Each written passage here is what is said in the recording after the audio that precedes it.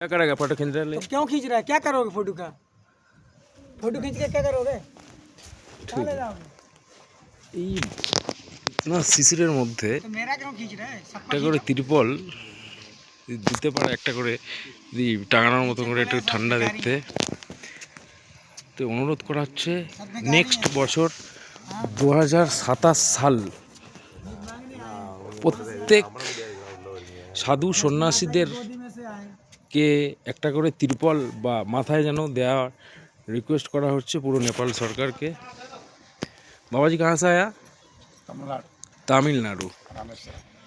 বহু বহু জেলা থেকে মানুষ আসছে এখানে, তবু একটা করে ত্রিপল দিয়ে যদি মানুষকে বেছানো যেত। এই যখন বহুত সাধু হয় দেখবেন